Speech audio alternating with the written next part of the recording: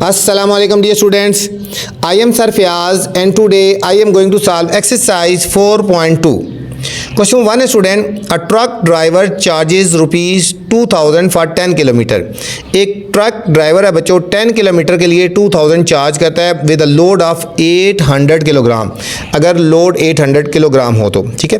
What will be the charges, हमने charges निकालने हैं if the truck covers a distance of 8 kilometre. अगर truck ने 8 किलोमीटर डिस्टेंस ट्रेवल किया है और लोड है 600 किलोग्राम, तो फिर हमने देखना है कि वो कितने चार्जेस लेगा या उसके क्या चार्जेस बनेंगे। बच्चों जो चीज़ फाइंड करनी होती है उसको हमने लास्ट में लिख रहे हैं, ठीक है। तीन चीज़ों की बात हो रही है, चार्जेस की बात हो रही है, किलोमीटर की बात हो रही है और डिस्टेंस की बात हो रही है, ठीक है। तो तीन चीज़ें हैं, जो चीज़ हमने फाइंड करनी है उसको हमने लास्ट में लिखना है बच्चों। तो चलते हैं सॉल्यूशन की तरफ। तीन चीज़ों की बात हो रही है, एक है डिस्टेंस है ना, डिस्टेंस ये है किलोमीटर में, ठीक है। और दूसरा है लोड है, रेशो कर दो, लोड है हमारे पास बच्चों किलोग्राम में है। और तीसरा है चार्जेस, ये रुपीज़ में। तीन चीज़ों की बात हो रही है, डिस्टेंस, लोड और चार्जेस।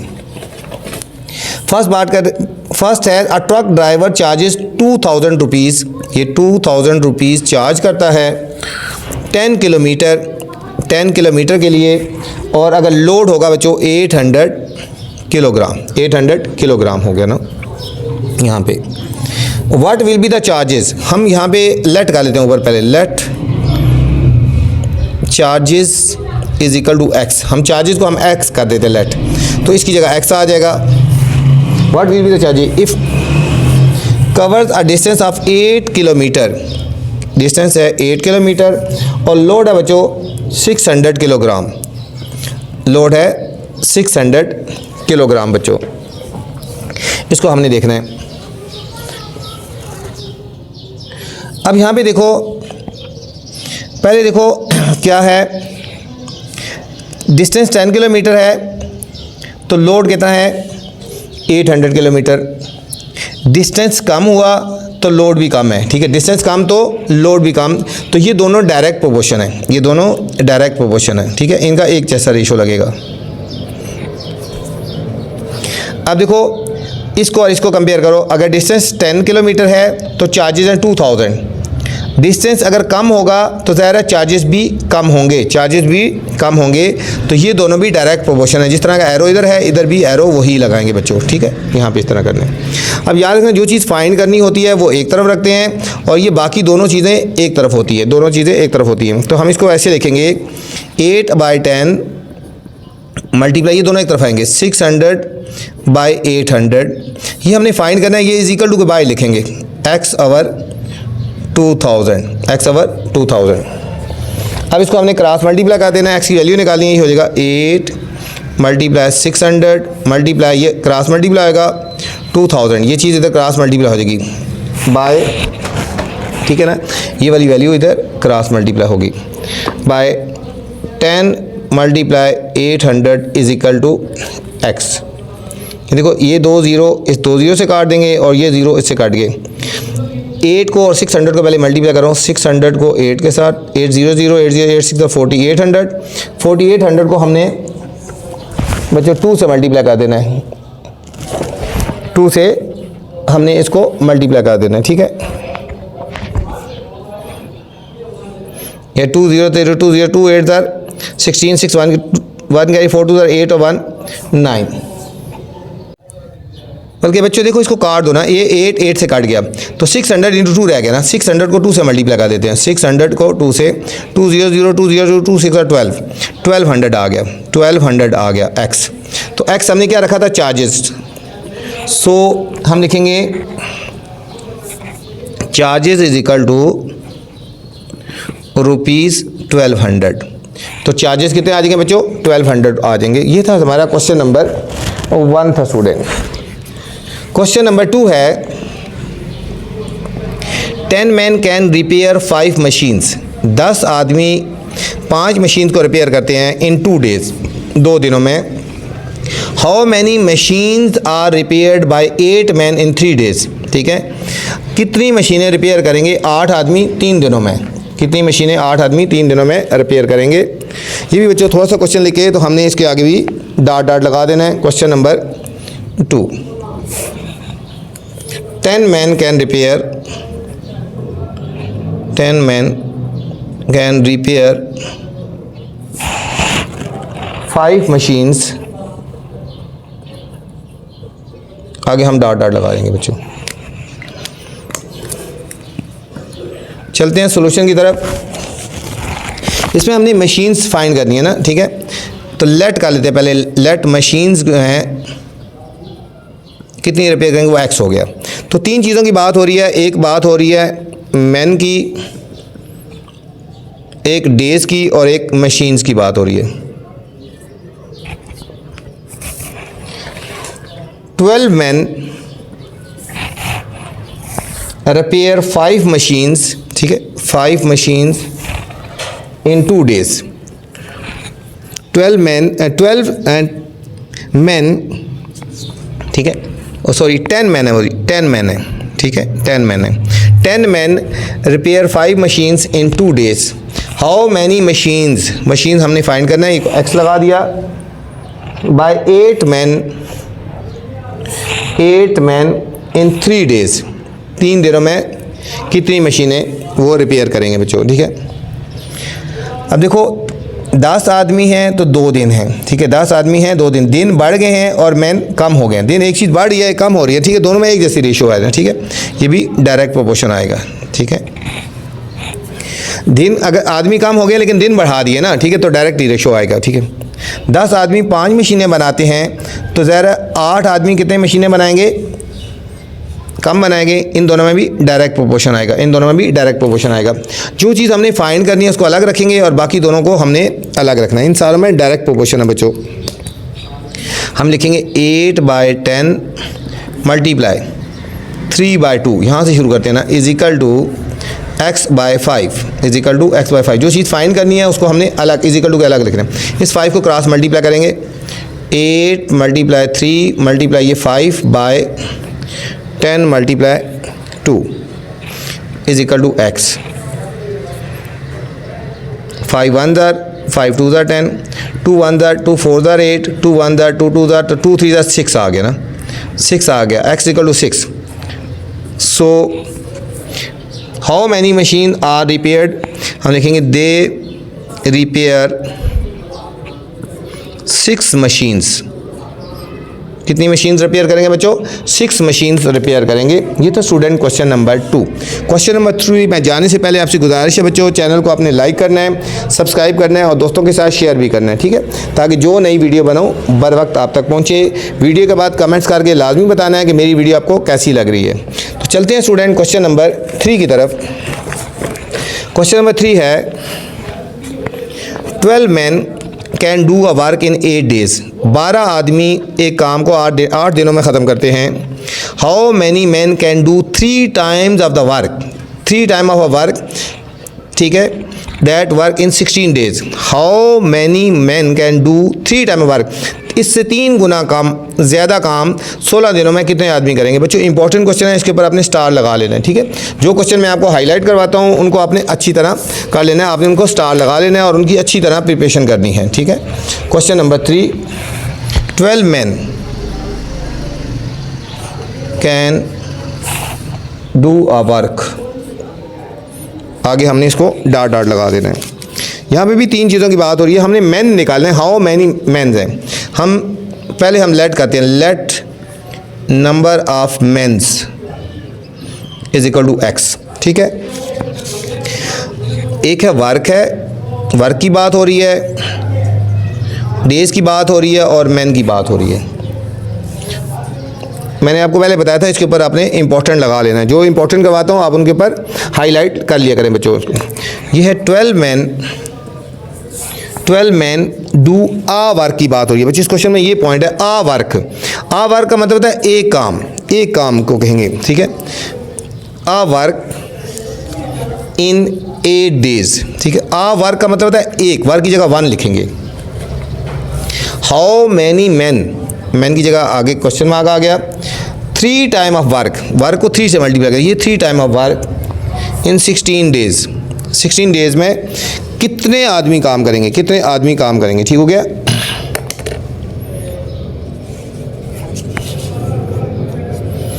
अब देखो एक काम 12 आदमी करते हैं, ठीक है।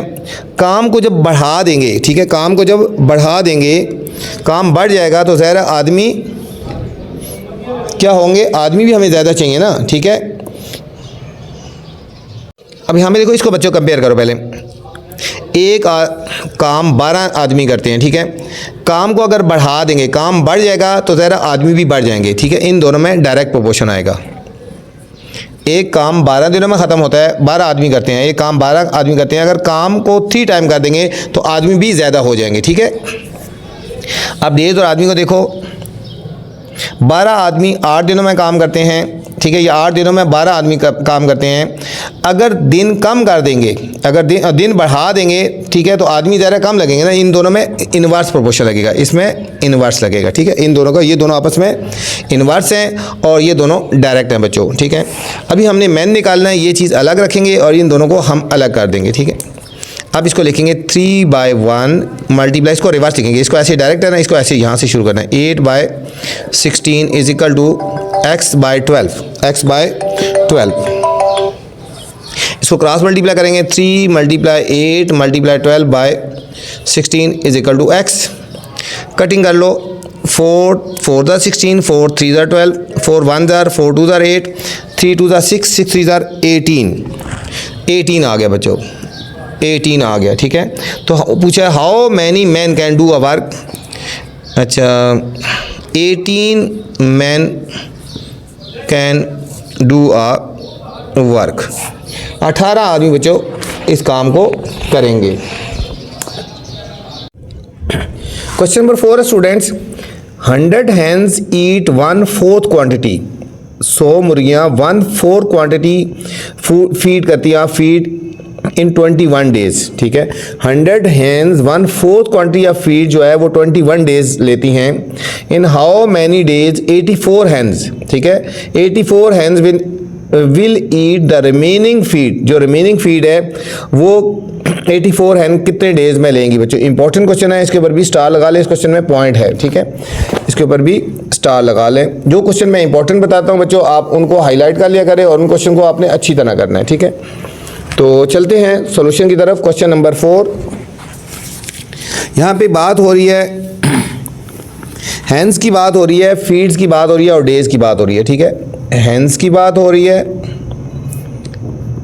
फीड्स की बात हो रही है और डेज की बात हो रही है, ठीक है। यहाँ हमने डेज निकालना है ना, हम ऊपर पहले लिख देते हैं, let number of days is equal to X. Number of days जो है हमने फाइंड करने हैं उसको एक्स कर लेते हैं ना। 100 हैंड्स होगी, हैंड्स के नीचे ईट 1/4 क्वांटिटी ऑफ फीड। 1/4 ये हो गया 1/4, ये बच्चों याद रखना। 1/4 का मतलब 1/4 quantity of feeds 21 days. 100 hens जो हैं 1/4 क्वांटिटी ऑफ फीड जो लेती हैं वो लेती हैं 21 डेज में, 21 डेज में। Next, in how many days, अब हमने डेज फाइंड करना है, जो हमने लेट कर लिया था एक्स है। 84 hens will eat remaining feeds. अच्छा, रिमेनिंग फीड कैसे निकालते हैं बच्चों। रिमेनिंग फीड ये होती है, हम फीड को हम कंसिडर करते हैं 1 है ना, फीड को हम कंसिडर करते हैं, देखो पूरी फीड है, इसमें से 1/4 घी है, 1/4 घी है, 1/4, तो 1 में से 1/4 माइनस निकाल देंगे, 1 - 1/4 माइनस कर देंगे, ये 4 × 1 = 4 - 1, ये 3/4 आ जाएगा, ठीक है। रिमेनिंग फीड 3/4 है। इस क्वेश्चन में ये पॉइंट है, ठीक है, इस क्वेश्चन में यहाँ पे ये पॉइंट है, ठीक है। कैसे निकाला रिमेनिंग फीड को 1 कंसिडर करते हैं, 1 में से 1 - 1/4 कर दिया, इनका एलसीएम ले लिया ना, 4 × 1 = 4 - 1, ये 3/4 आ गई, ठीक है। ये आपको समझाने के लिए यहाँ पे मैंने कर दिया। ये रिमेनिंग फीड क्या आएगी 3/4। हम फीड को 1 कंसिडर करेंगे और उसमें से 1/4 निकाल देंगे, 1 में से 1/4 निकाला, 3/4 आ गया। इस क्वेश्चन में यही पॉइंट है बच्चों। अब यहाँ पे देखो, हैंड्स को देखो और डेज को देखो। 100 हैंड्स हैं 21 डेज में फीड करती हैं, ठीक है। अगर हैंड्स हमारी कम हो जाएंगी तो ये ज़रा डेज भी कम हो जाएंगे। इन दोनों में डायरेक्ट प्रोपोर्शन है, इन दोनों में डायरेक्ट प्रोपोर्शन है।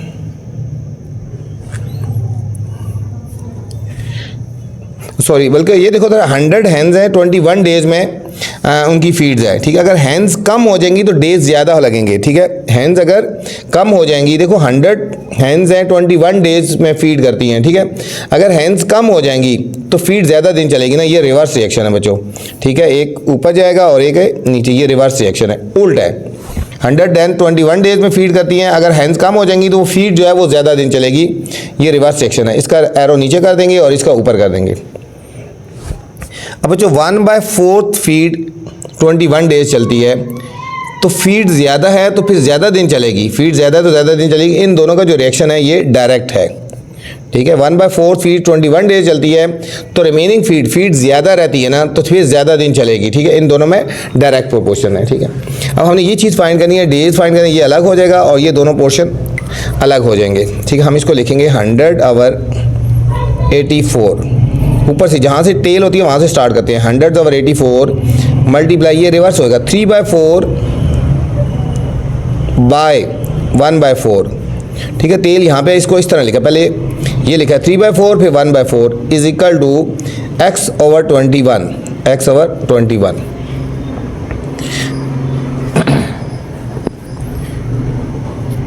यहाँ पे बच्चों हम 4 से काट सकते हैं, ये 4 से काट सकते हैं, ये हो गया 100 मल्टीप्लाई 3 मल्टीप्लाई ये 21 इधर मल्टीप्लाई हो जाएगा by 84 is equal to x।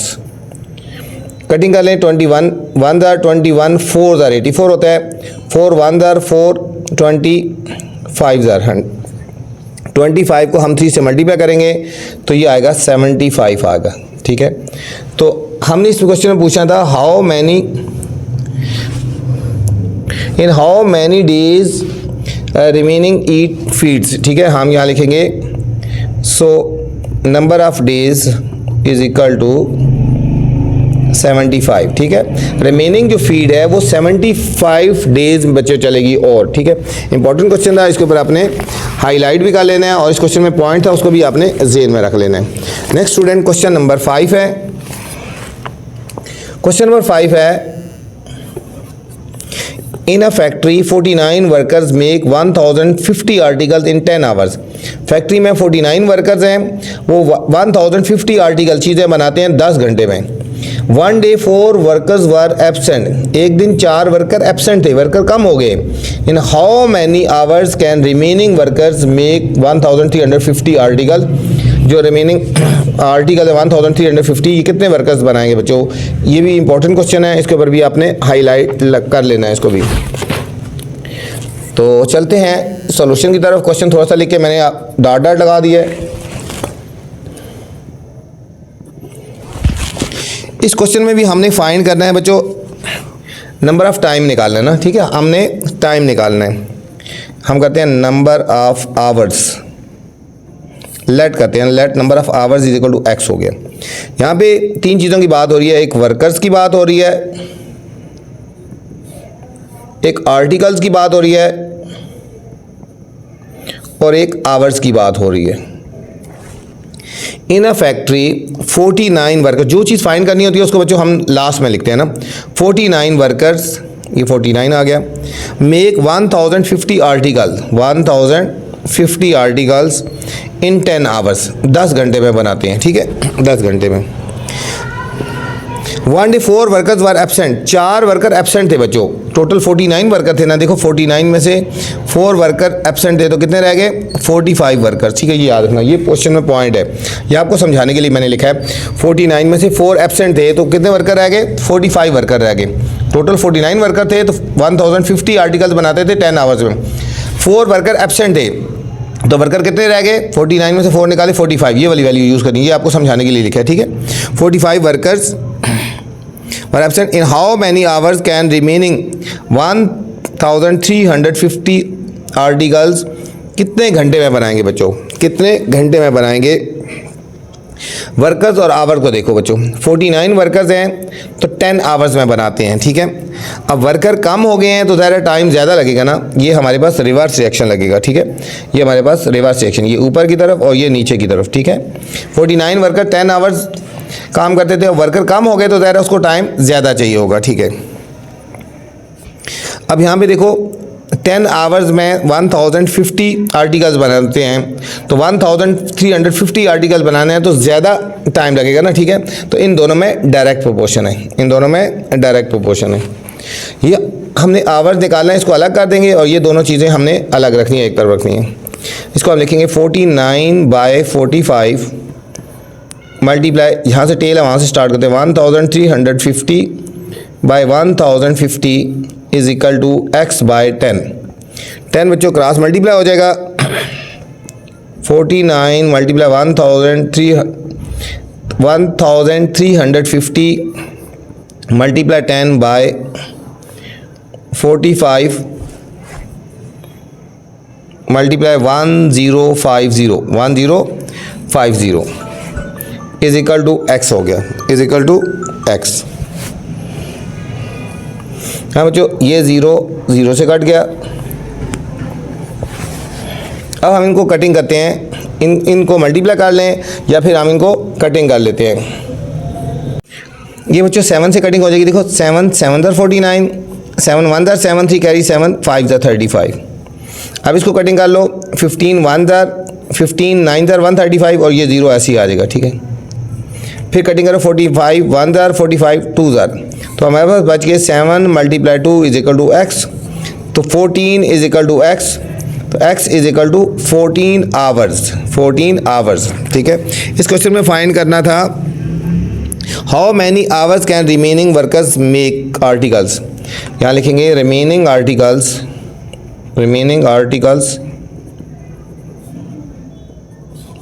Will take 14 hours, ठीक है। 14 आवर्स उसको लगेंगे रिमेनिंग आर्टिकल्स बनाने के लिए। ये था स्टूडेंट क्वेश्चन नंबर 5। इस वीडियो में मैंने क्वेश्चन नंबर 1 से लेकर 5 तक बनाए हैं। अगर आपने नेक्स्ट क्वेश्चन देखने हैं तो मेरी नेक्स्ट वाली वीडियो देख सकते हैं। आपसे गुजारिश है चैनल को लाइक करना है, सब्सक्राइब करना है और दोस्तों के साथ शेयर भी करना है, ठीक है। जितना आप दोस्तों के साथ शेयर करेंगे तो इंशाल्लाह मैं आपके लिए अच्छी अच्छी वीडियोस बनाता रहूँगा। वीडियो के बाद कमेंट्स करके लाजमी बताना है मेरी वीडियो आपको कैसी लगी। अपना ख्याल रखना बच्चों, वीडियो के बाद कमेंट्स लाजमी करना, जो क्वेश्चन मैंने हाईलाइट करवाया उनको अच्छी तरह करना। वीडियो पूरी देखा करें, वीडियो के अंदर कुछ ऐसी चीज़ें बताई जाती है जो आज तक किसी टीचर ने आपको नहीं बताई। अपना ख्याल रखना बच्चों, अल्लाह हाफिज़।